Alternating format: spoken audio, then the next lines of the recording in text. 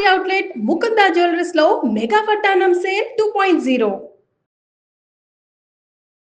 అందరికీ నమస్కారం. నా పేరు మాధురి. భీష్మ ఏకాదశి గురించి ఈ రోజు మనం మాట్లాడుకోబోతున్నాం. భీష్మ ఏకాదశి రోజు మనం చేయాల్సిన ముఖ్యమైన విషయాలు ఏమిటి, అలాగే భీష్మ ఏకాదశి యొక్క విశిష్టత ఏమిటి, అలాగే భీష్మ ఏకాదశి రోజు మనము ఎలాంటి దానాలు చేస్తే మంచి ఫలితాలు ఉంటాయి, అలాగే ఆ యుద్ధ భూమిలో భీష్ముడు అంపశయ్య మీదే ఎందుకు పడుకున్నాడు, దాని వెనక గల కారణాలు ఏంటి, ఇలాంటి ఆసక్తికరమైన విషయాలు తెలియజేయడానికి మనతో పాటు ఉన్నారు ప్రముఖ జ్యోతిష్య నిపుణులు బ్రహ్మశ్రీ నందిబట్ల శ్రీహరి శర్మ గారు. మరి ఆయన అడిగి బోల్డని విషయాలకి సమాధానాలు తెలుసుకుందాం. నమస్కారం గురువు గారు. వాగర్థావివ సంపృక్తౌ వాగర్థ ప్రతిపత్తయే జగతః పితరౌ వందే పార్వతీ పరమేశ్వరౌ. సదాశివ సమారంభాం శంకరాచార్య మధ్యమాం అస్మదాచార్య పర్యంతం వందే గురు పరంపరాం. ఆదిత్యాయ చ సోమాయ మంగళాయ బుధాయ చ గురు శుక్ర శనిభ్యశ్చ రాహవే కేతవే నమః. శృంగేరి జగద్గురు పీఠాధిపతులకి, కంచి పీఠాధిపతులకి నమస్కారంలో తెలియజేసుకుంటూ కార్యక్రమాన్ని ప్రారంభిద్దాం. గురువు గారు, ఇది భీష్మ ఏకాదశి. అయితే భీష్మ ఏకాదశి రోజును ముందుగా మనం అసలు పాటించాల్సిన నియమాలు ఏంటి, దాని యొక్క ప్రాముఖ్యత ఏంటి అంటారు? అసలు భీష్మ ఏకాదశి అనేటువంటిది మహామహత్యము కలిగినటువంటిది. అందున పాపములు తొలగించేటువంటి మాఘమాసంలో వచ్చే ఏకాదశి. దీనినే కామినేకాదశి, జయ ఏకాదశి అని కూడా చెబుతుంటుంటారు. అయితే మీరు ఒక్కసారి గమనించండి అమ్మా మాధురి గారు, నెలకి 2 ఏకాదశిలో ఉన్నవి 12 నెలలు, 24 ఏకాదశులు ఉన్నాయి. ఒక్కొక్క ఏకాదశి ఒక్కొక్క ఫలితాన్ని ఇస్తుంది కాబట్టి ఆ ఫలితాన్ని ముందు పేరులో పెట్టుకొని అది ఏకాదశి అంటారు. ముక్కోటి ఏకాదశి, తొలి ఏకాదశి, పుత్రద ఏకాదశి, భోగద ఏకాదశి, ఇలా. కానీ ఒక మానవుడిగా జన్మించిన వ్యక్తి యొక్క పేరునే అది సార్థకం అయిపోయి భీష్మ ఏకాదశిగా మారింది. అంటే ఎంత గొప్పవాడు భీష్ముడు అర్థం చేసుకోవచ్చు. తన పేరుని ఏకాదశినికి తిరిగా మార్చుకోగలిగాడు. ఒక ఏకాదశి భీష్మ ఏకాదశి.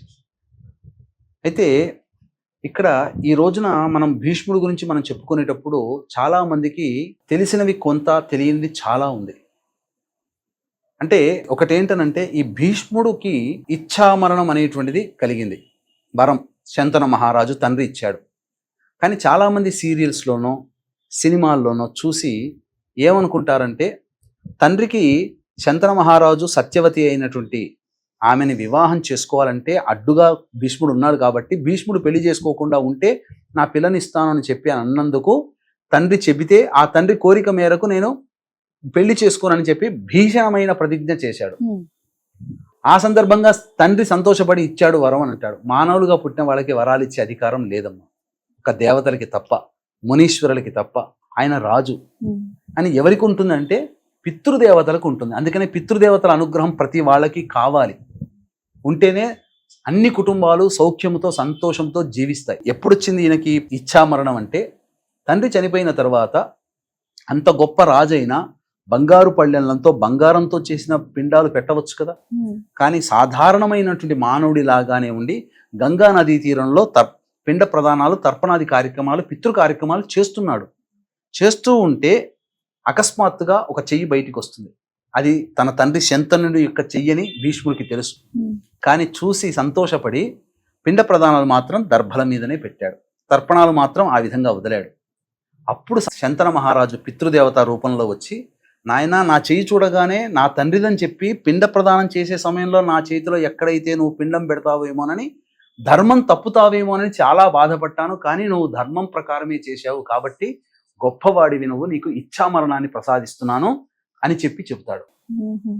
అలా ఆయనకి కోరుకున్న చోట ఇచ్ఛామరణం జరిగింది.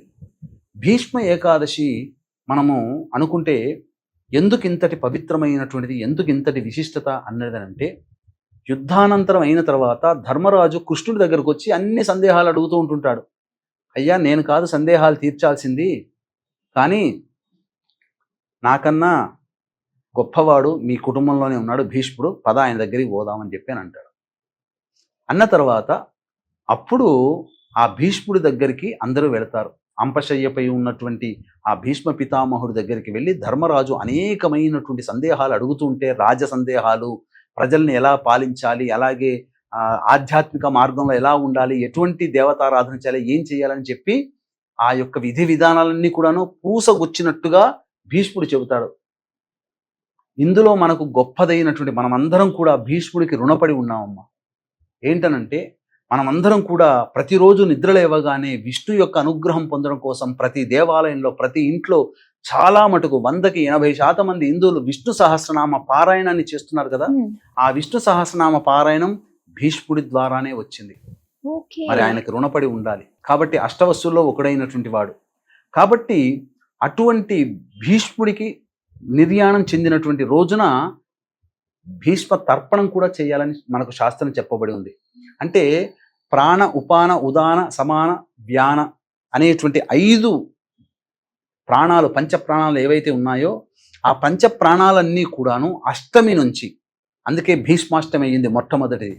అష్టమి, నవమి, దశమి, ఏకాదశి, ద్వాదశి పంచ ప్రాణాలన్నీ కూడా ఒక్కొక్కటి ఒక్కొక్క రోజులో వదులుతూ వెళ్ళాడు. తన ప్రాణాన్ని భీష్ముడు ఎంతటి గొప్పవాడంటే గొప్ప యోగాభ్యాసాన్ని అభ్యసించినవాడు. అతనికి తెలుసు శరీరంలో నాడులు ఎలా ప్రేరేపణ చేయాలని చెప్పి పంచప్రాణాలన్నీ కూడాను పాదాల నుంచి కపాలం వరకు తీసుకొచ్చి అక్కడ కపాల మోక్షం భేదించి తద్వారా ప్రాణాలన్నీ కూడాను ఆకాశంలో అంతరిక్షంలో కలిసిపోయాయి. యోగాభ్యాసం చేస్తే తప్ప అటువంటి ప్రాణము పోదు. అంతటి గొప్ప అంటే ఆ రోజుల్లోనే యోగాన్ని అభ్యసించాడు భీష్ముడు. కాబట్టి భీష్ముడు చాలా గొప్పవాడమ్మా, ధర్మజ్ఞుడు, వీరుడు, శూరుడు. అసలు చెప్పాలంటే అనేకమైనటువంటి శుభ లక్షణాలు కలిగినటువంటి వాడు భీష్ముడు. కాబట్టి ఆ భీష్మ ఏకాదశి రోజున భీష్మ తర్పణం చేయాలి. ఏ విధంగా చెయ్యాలి అని అంటే అందరూ కూడా వీక్షించేటువంటి ప్రేక్షకులు అందరూ కూడా చేయాల్సినటువంటిదే. ఒక గ్లాసులో నల్ల నువ్వులు వేసి అందులో నీళ్లు పోసి ఒక బౌల్ తీసుకొని ముందుగా గణపతికి నమస్కారం చేసుకొని ఈ రోజున భీష్మ ఏకాదశి సందర్భంగా ఈ రోజున నేను తర్పణాలు వదులుతున్నాను భీష్ముడికి అని చెప్పి అనుజ్ఞ ఇవ్వని చెప్పి గణపతి యొక్క అనుజ్ఞ తీసుకొని అప్పుడు ఆ నువ్వులు నీళ్లలో ఉన్నటువంటి నువ్వులతో సహా నీటిని ఆ చేతిలో ఆ కుడి చెయ్యి అరచేతిలో వేసుకొని కళ్ళు మూసుకొని వైయాఘ్రపద గోత్రజుడైనటువంటి భీష్మ పితామహుడు అపుత్రీకుడు అనగా సంతానము లేనివాడు బ్రహ్మచారి నియమనిష్ఠా గరిష్ఠుడు గంగా తనయుడు శూరుడు ఆజన్మ బ్రహ్మచారి అయినటువంటి భీష్ముడికి నేను తర్పణం వదులుతున్నానని చెప్పి ఆ భీష్ముని పేరు తలుపుకొని భీష్మ తర్పయామి తర్పయామి తర్పయామి అని ఈ కుడి చేతి బొటన వేలు కింద ఈ విధంగా నీరు వదలాలి. ఈ విధంగా భీష్మ తర్పణం 3 సార్లు చేయాలి. చేస్తే ఎందుకంటే ఆయనని మనకు ఈ రామాయణ భారతాల్లో ఎవరిని కూడా తండ్రితో సంబోధన చేయలే, తల్లితో సంబోధన చేయలే. కానీ తాతతో సంబోధన మాత్రం పితామహుడు అని అంటే మాత్రం భీష్ముడిని కదా. అవునండి. కాబట్టి భీష్మ పితామహుడు అని అన్నారు. అంటే మనం అందరం కూడా ఆయనకి మనవళ్ళమే, ఆయన సంతానమే. కాబట్టి ఆయన పెళ్లి చేసుకోలేదు, బ్రహ్మచారి నియమంగా ఉన్నాడు. కాబట్టి ఆయనకి ఎక్కడ ఉన్నా ఆయన ఆత్మ ఎక్కడ ఉన్నా మంచి జరగాలనే ఉద్దేశంతో తర్పణాలు ఖచ్చితంగా ఆ రోజున వదలాలి. అంటే ఆడ మగ అనే తేడా ఎవరైనా వదలవచ్చునమ్మా, అందరూ కూడా ఆయనకి సంతానమే. ఇక మనము ఈ భీష్మ ఏకాదశి రోజున ఏకాదశి వ్రతాన్ని ఆచరించాలి. ఎలా అంటే ముందు రోజు ప్రదోషకాల సమయం అనగా దశమి తిథి రోజున సాయంకాలం అవుతుంది కదా, సూర్యాస్తమయం అయిపోయిన తర్వాత ఆ రోజు ఏమీ భోజనం చేయకూడదు. పాలు పండ్లు తీసుకోవచ్చు, నేల మీద నిద్ర పోవాలి. ఆ రోజు దాంపత్యం పనికిరాదు, మద్యపానము మాంసం పనికిరాదు. తెల్లవారు లేచి అరుణోదయ కాలం అనగా ఎర్రటి తివాచిలాగా సూర్యుడు రాకముందు ఉన్నటువంటి సమయంలో స్నానం ఆచరించి చక్కగా ఉదయిస్తున్నటువంటి సూర్యునికి అర్ఘ్యం ఇచ్చేసేసి సూర్యుడికి ఒకసారి నమస్కారం చేసుకొని వీలైతే సూర్యాష్టకం 6 సార్లు చదువుకోవాలి. తదనంతరం తులసి చెట్టు దగ్గర ఆ అష్టదళ పద్మము వేసి పసుపు కుంకుమ పుష్పాక్షతలు పెట్టి మధ్యలో ఆవు నేతితో దీపారాధన చేసి అప్పుడు విష్ణు సహస్రనామ పారాయణం చేయాలమ్మా. చేసి ఒక దానిమ్మ పండు, అరటి పండు, ఆవు పాలు ఏవైనా నైవేద్యంగా పెట్టాలి. ఆ రోజంతా ఉపవాసం ఉండాలి, మధ్యాహ్నం పూట నిద్రపోకూడదు. ఆ రోజున చేయాల్సినటువంటిది. తదనంతరం ఆ సహస్రనామ పారాయణం చేసిన తర్వాత విష్ణు సంబంధమైన దేవాలయానికి వెళ్ళి ఆ యొక్క విష్ణు సంబంధ ఏకాదశి రుద్రతిథి కూడా చెప్పబడి ఉంది. ఏం చేయాలంటే ఆ రోజున తులసిమాల, మారేడు ఆకులతో చేసినటువంటి మాల, ఇవి 2 తీసుకుని వెళ్ళి విష్ణువు పాదాల దగ్గర మారేడు పెట్టాలి. పెట్టి అక్కడ శివలింగం దగ్గర తులసిమాల అక్కడ పెట్టాలి. పెట్టిన తర్వాత శివాలయంలో ఉన్నటువంటి తులసిమాల తీసుకుని వచ్చి విష్ణువుకి, విష్ణువు దగ్గర ఉన్నటువంటి మాల ఏదైతే ఉండదో మారేడు దళ మాల ఈశ్వరుడికి సమర్పించాలి. ఓ ఈ విధంగా చేసినట్లయితే శివకేశవుల యొక్క అనుగ్రహాన్ని పొందిన వాళ్ళమవుతాం. ఆ రోజు ఏకాదశి తిథి రోజున ఎటువంటి పదార్థములనగా మద్యపానము, ధూమపానము, మాంసము, దాంపత్యము, ఎవరిని పెద్దవాళ్ళని ఆడవాళ్ళని ఎవరిని బాధించకుండా ఉండి సత్యవ్రతాన్ని అనగా సత్యం మాట్లాడుతూ ఉండి గనక చేసి తెల్లవారి మళ్ళీ అరుణోదయ కాలంలో కాలకృత్యాదులు తీర్చుకొని మళ్ళీ తులసి చెట్టు దగ్గర ఆవునేతితో దీపారాధన చేసి విష్ణు సహస్రనామ పారాయణం చేసి ఇంట్లో కిచెన్ రూమ్లో మనం చేసుకున్నటువంటి వంట పదార్థాలు అవన్నీ కూడాను కొద్ది కొద్దిగా నైవేద్యము ఆ తులసి చెట్టు దగ్గర పెట్టి ఎవరైనా అనాథుల అభ్యాగతను పిలిపించి వారికి అన్న సంతర్పణ చేసి లేదా వృద్ధాశ్రమాల్లో కానీ అనాథాశ్రమంలో పండ్లు ఇతర పదార్థాలు వాళ్ళకి పంచి ఇంటికి వచ్చి వండుకున్నటువంటి నైవేద్యంతో సహా అందరూ భోజనం చేస్తే ఏకాదశి వ్రతాన్ని ఆచరించిన వాళ్ళం అవుతాం. అలాగే గురువు గారు, ముఖ్యంగా భీష్ముడు గురించి మనం మాట్లాడుకోవాలంటే ఆ యుద్ధ భూమిలో మొత్తం అంతా కూడా అంపశయ్య మీద ఆయన పడుకున్నారు కదండి. ఆయన అంతటి మహారాజు తలుచుకుంటే అక్కడ అవసరం లేదు, ఎవరికి వాళ్ళు అందరూ వెళ్ళిపోతున్నా కూడా ఆయన మాత్రం రాత్రి పగలని తేడా లేకుండా దానిపైనే ఉన్న రీజన్ ఏంటంటారు అసలు? అదేనమ్మా, ఇది చాలా మంది భీష్ముడు అంపశయ్య మీద ఉన్నాడు అని అనుకుంటారు, కానీ ఎందుకు అలా ఉండగలిగాడు? భీష్ముడు తనగా రాజు తలుచుకుంటే దెబ్బల కొదవ అన్నట్టు ఆయన మహార చక్రవర్తి.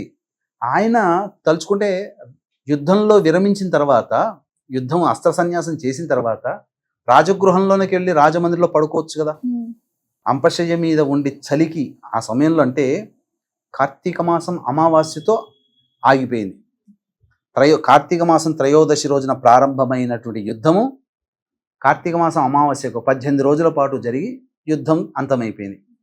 మార్గశిర మాసం, పుష్యమాసం, మాఘమాసం ఏకాదశి వచ్చేంత వరకు కూడా అనగా 60+11 71 రోజులు ఎలా ఉండగలిగాడు? చలికి తట్టుకుంటూ వణికిపోతూ ఎండకి ఎండుతూ రోజు రోజుకి ఆ బాణాలు గుచ్చుకొని శరీరంలోకి వెళ్ళిపోయి ఆ శరీరము బాణాలతో సహా దిగబడిపోతూ ఉండగా ఎందుకు ఉండాల్సినటువంటి పరిస్థితి వచ్చిందని ఎవరైనా ఆలోచించారా? మనకు భారతంలో, వ్యాస భారతంలో దొరుకుతుంది. అంటే ఎందుకు అనంటే భీష్ముడి దగ్గరికి పాండవులతో సహా ద్రౌపదితో సహా కృష్ణుడు వస్తాడు, తీసుకొని వస్తాడు. వచ్చి సందేహాలన్నీ నివృత్తి చేసుకొని అంటున్నాడు. అన్ని ధర్మపరమైన సందేహాలు చెబుతూ ఉంటుంటే ద్రౌపది గభాలున పక్కున నవ్వింది. నవ్వేసరికి ఎందుకమ్మా నవ్వుతున్నావు అనంటే, భీష్మ పితామహ ఇన్ని ధర్మాలు వల్లిస్తున్నావే, మరి ఆ రోజున ద్రౌపది వస్త్రాపహరణం చేసిన తర్వాత నీ ధర్మం ఎక్కడికి పోయింది? నువ్వెందుకు రక్షించలేకపోయావు? నువ్వు ఆపమంటే ఆగేవాడు కాదా దుర్యోధనుడు? ఇంత యుద్ధం జరిగేదా? ఇంతమంది నా వాళ్ళని అందరినీ చంపుకునే వాళ్ళమా? నా పిల్లల్ని కూడా పోగొట్టుకున్నాను కదా భీష్మ అని చెప్పి బాధపడుతుంది ద్రౌపది. అంతటా అమ్మా, నీ సమస్య, నీ యొక్క ఆవేదనకి నేను సమాధానం చెబుతున్నాను. నేను బ్రతికుండంగా చేసినటువంటి తప్పులు 2 తప్పులు. ఆ 2 తప్పులని నేను ఈ జన్మలలోనే ఆ యొక్క శిక్ష అనుభవించి నేను కర్మదోషాన్ని తొలగించుకొని నేను పరమపదానికి వెళ్ళాలనే ఆలోచనతోనే ఈ రకమైన ఏర్పాటు నాకు నేనే చేసుకున్నానమ్మా అని అంటాడు. ఏంటి ఆ 2 తప్పులు అనంటే, విచిత్ర వీర్యుడు చిత్రాంగదుడు అయినటువంటి అనగా సత్యవతి పుత్రులు వీళ్ళిద్దరికీ భార్యలు లేకపోతే కాశీరాజు కుమార్తె అయినటువంటి అంబిక అంబాలికల్ని తీసుకొని వస్తాడు ఆ యొక్క స్వయంవరంలో గెలిచి. కానీ తాను చేసుకోలేదు, తీసుకొని వస్తాడు. వచ్చి తన యొక్క తమ్ముళ్ళకి వివాహం చేయిస్తాడు. అందులో అంబిక ఆల్రెడీ ఒక అబ్బాయిని ప్రేమిస్తుంది, ఒక యువరాజుని ప్రేమిస్తుంది. తీసుకొని వచ్చిన తర్వాత అప్పుడు ఆ భీష్ముడి దగ్గరికి వెళ్ళి, మీరు తీసుకొని వచ్చారు కానీ నా మనసు వేరే అతనికి ఇచ్చాను, అతనికి నేను భార్యనంటే, అమ్మ తప్పయిందమ్మా, నాకు తెలియదు కదా, అప్పుడే నాకు చెప్పొచ్చు కదా అని చెప్పి అనగా అంబాలికని పక్కకు పెట్టి అంబికని మాత్రం పంపించేస్తాడు. అయిన తర్వాత ఆమె సంతోషముతో నేను వచ్చానని చెప్పి యువరాజుకి చెప్పగా, ప్రేమించినటువంటి వ్యక్తికి చెప్పగా, అప్పుడు ఆ యువరాజు కాదంటాడు. నువ్వు ఒకరి సొత్తు అయిపోయావు, మళ్ళీ నేను ఎట్లా నేను వివాహం చేసుకుంటానని చెప్తే అప్పుడు చాలా బాధపడుతుంది. నేను ఈ బాధపడడానికి గల కారణము భీష్ముడే అని చెప్పి భీష్ముడిని సంహరించాలి అనేటువంటి ఉద్దేశంతో గొప్ప తపస్సు చేసి శివానుగ్రహం వల్ల ద్రుపదుడికి తమ్ముడిగా పుడతాడు. పుట్టడమే కానీ పురుషుడిగా పుట్టిన స్త్రీ లక్షణాలతో పుడతాడు. కానీ స్త్రీ లక్షణాలు ఒంట్లో ఉండడం వల్ల ట్రాన్స్జెండర్ ఆపరేషన్ అప్పుడే జరిగింది. అప్పుడే ట్రాన్స్జెండర్ గా పుట్టడము పురుషుడిగానే పుట్టాడు, కానీ ట్రాన్స్జెండర్ ఆపరేషన్ జరగడం వల్ల స్త్రీ లక్షణాలతో అతను మెలగడం ప్రారంభించాడు. అతని పేరు శిఖండిగా మార్చాడు. ధర్మరాజు యుద్ధానికంటే ముందు ఒక రోజు భీష్ముడి దగ్గరికి పోతాడు. పోయినప్పుడు తాత నిన్ను నేను గెలవలేం, మా వాళ్ళు ఎవరు అర్జునుడు కూడా గెలవలేడు, నువ్వు యుద్ధంలో ఓడిపోవాలంటే ఏం చెయ్యాలి అని చెప్పి అడుగుతాడు. అడిగితే అప్పుడు ధర్మరాజుకి చెప్తాడు, భీష్ముడికి తెలుసు అంబ ఈ విధంగా చేసుకుంది, అక్కడ జన్మెత్తింది, కాబట్టి నేను యుద్ధంలో ఉండకూడదు అని అంటే ఆ రాజుకున్నటువంటి ఒక గొప్ప లక్షణం ఏంటంటేనమ్మా, చేస్తే పురుషులతోనే యుద్ధం చేయాలి, లేదా వీర వనితలతోనైనా చేయవచ్చును, అటు ఇటు కాని వాళ్ళతో యుద్ధం చేయకూడదు. కాబట్టి అటు ఇటు కాని వ్యక్తులు, థర్డ్ జెండర్ ఎవరైతే ఉంటారో వాళ్ళతోనైతే నేను యుద్ధం చెయ్యను అని అంటాడు. అలా ఆ విధంగా జరిగినటువంటి సంఘటనమ్మ. ఆ విధంగా శిఖండి రావడం, అస్త్ర సన్యాసం చేయడం చేస్తాడు. ఇక రెండవ తప్పుగా ఒక తప్పు జరిగింది. వీక్షించేటువంటి ప్రేక్షకులు గమనించాల్సినది ఏంటంటే, మాఘ పౌర్ణమి ఫిబ్రవరి 12వ తేదీన జాతకరీత్యా అనగా 144 ఏళ్లకు ఒకసారి వచ్చే మహాకుంభమేళ త్రివేణి సంగమం ప్రయాగరాజ్ క్షేత్రంలో జాతకరీత్యా కలుగు విద్య, వివాహ, ఉద్యోగ, దాంపత్య, సంతాన, అనారోగ్య సమస్యల నివారణకి, అలాగే ఇప్పుడు 2025వ సంవత్సరంలో శని 12 రాశుల వారికి బాధిస్తాడు. కావున శని దోషాలు 12 రాశుల వారికి ఉంటాయి కాబట్టి శని దోష నివారణ హోమాలు, ఇప్పుడు సమస్యలు ఎదుర్కొంటున్నామంటే అవి గత జన్మ కర్మదోష నివారణ హోమాలు పర్ హెడ్ 2100 రూపాయలకి చేయించడం జరుగుతుంది. అలాగే మనకు పుష్కరాలు ఎలాగో కుంభమేళా కూడా అలాగే. కావున భర్త వైపు 3 తరాలు, భార్య వైపు 3 తరాల్లో మరణించిన వారి యొక్క ఆత్మతృప్తి కోసం 13వ తారీఖు రోజున మఖా నక్షత్రం, పితృదేవతా నక్షత్రం ఉన్నటువంటి కారణం రోజున, ఆ రోజున బ్రాహ్మణుని కర్తగా పెట్టి పిండ ప్రధాన కార్యక్రమాలు అనేటువంటి చేయించడం జరుగుతుంది. తర్పణాలు కూడా జరుగుతాయి. ఇవి మనకు సమయము అలాగే పరిస్థితులు అనుకూలిస్తే ప్రయాగ క్షేత్రంలో చేయించడం జరుగుతుంది. ఒకవేళ అనుకూలించకపోతే ఖచ్చితంగా కాశీ క్షేత్రంలో ఈ కార్యక్రమాలు చేయించడం జరుగుతుందని గమనించగలరు. ఇక రెండవ తప్పు ఏం చేశాడంటేనమ్మా, నిండు సభలో ద్రౌపదికి మానభంగం జరుగుతున్నటువంటి సందర్భంలో అందరూ కూడా ఉండగా, నిలువరించగలిగే శక్తి ఉండగా భీష్ముడు ఆగిపోతాడు. ఎందుకంటే రాజధర్మాన్ని పాటించాడు కానీ మానవతా ధర్మాన్ని పాటించలేదు. రాజధర్మం కంటే మానవతా ధర్మం గొప్పది.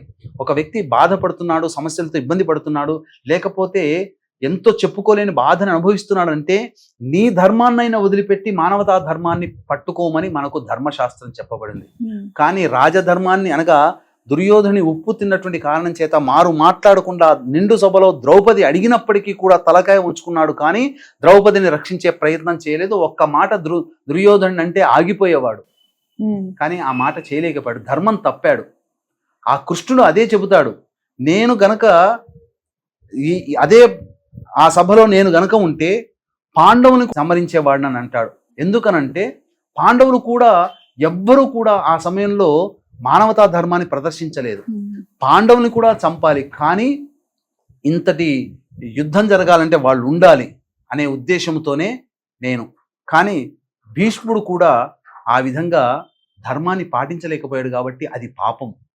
ఆ పాపాన్ని కడిగించుకోవడం కోసమే అంపశయ్య మీద మహాభారత యుద్ధంలో యుద్ధ విరమణ చేసిన దారభ్యత ఏకాదశి వచ్చేంత వరకు కూడా వేచి ఉండి, ఆ ఎండకు ఎండి, వానకి తడిచి, అలాగే చలికి తట్టుకొని శరీరం కృంగి కృషించిపోతూ ఉన్న సమయం వరకు కూడా ఉండి ప్రాణాలని నిలబెట్టుకొని మాఘమాసంలో ఏకాదశి తిథి వరకు ఉండి ఆ కర్మనంతా, ఆ దోషాన్నంతా అనుభవించి, నేనిప్పుడు ఏకాదశి రోజున ప్రాణం వదులుతున్నానమ్మా, నీకు చేసిన ద్రోహానికి నేను కూడా చింతిస్తున్నాను, నన్ను నేను శిక్షించుకుంటున్నాను అని చెప్పగా అప్పుడు ద్రౌపది కూడా సంతోషిస్తుంది, శాంతపడుతుంది. అది అంపశయ్య మీద ఉండడానికి గల కారణం. ఈ 2 తప్పులు చేశాడు కాబట్టే స్త్రీకి చేసినటువంటి తప్పుల్ని శిక్ష అనుభవించేసేసాడు. ఆ విధంగా అన్ని రోజులు ఆయన వెయిట్ చేయాల్సి వచ్చింది ప్రాణం పోయేంత వరకు. గురుగారు, అలాగే ఈ రోజు ఏమైనా దానాలు చేసుకుంటే మంచిదంటారా? విశేషముగా విష్ణు సహస్రనామం ఆయన ద్వారానే వచ్చింది కాబట్టి విష్ణు సహస్రనామ పారాయణ గ్రంథాన్ని దానం చేయడం చాలా విశేషం.